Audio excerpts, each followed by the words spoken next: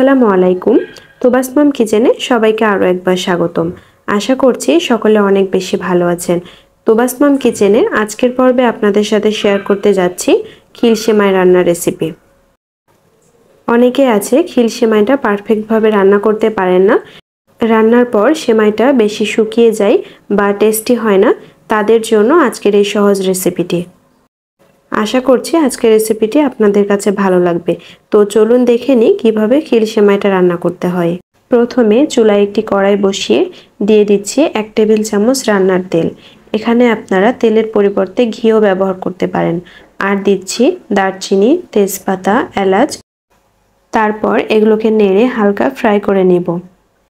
আমি এখানে 1 প্যাকেট অর্থাৎ 200 গ্রাম খিল সেমাই ভেঙে এমন টুকরা টুকরা করে নিয়েছি। এখন সেমাইগুলো দিব, তারপর 3 থেকে 4 মিনিট মতো ভেজে নেব। অনেকে আছে খিল সেমাইটা না ভেজে রান্না করে, কিন্তু আমার কাছে হালকা একটু ভেজে নিয়ে রান্না করলে এটা খেতে অনেক বেশি ভালো লাগে, তার জন্য আমি এভাবে রান্না করে থাকি। আর সেমাইটা ভাজার সময় দিয়ে দিচ্ছি কিছু কাঁচা বাদাম, দিয়ে একসাথে সেমাইটা খুব ভালোভাবে ভেজে নেব। সেমাইটা ভাজার সময় অবশ্যই চুলার হিট লো রাখতে হবে। চুলার হিট লো রেখে 3 থেকে 4 মিনিট মতো সময় নিয়ে সেমাইটা ভেজে নিতে হবে।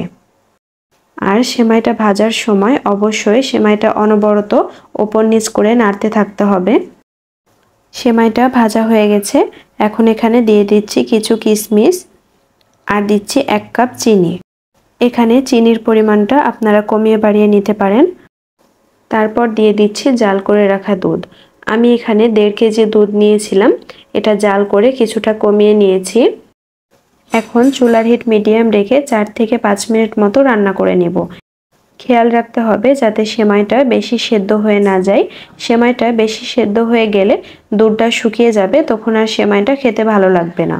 এর জন্য এই সময় চুলার হিট মিডিয়াম রেখে 4 থেকে 5 মিনিট মতো রান্না করে নিলে সেমাইটা পারফেক্টভাবে রেডি হয়ে যাবে।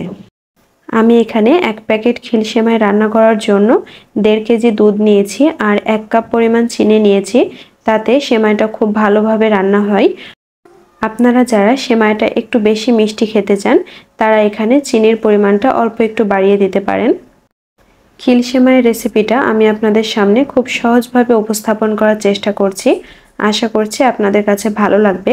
যারা নতুন রাঁধুনি আছে অথবা ব্যাচেলার আছে, তারাও খুব সহজে অল্প সময়ে এই রেসিপিটি বানিয়ে ফেলতে পারেন। আর এই খিল সেমাইটা রান্না করতে খুব বেশি উপকরণেরও প্রয়োজন হয় না। আমার রেসিপিটি আপনাদের কাছে ভালো লেগে থাকলে প্লিজ লাইক, কমেন্ট, শেয়ার করে পাশে থাকবেন।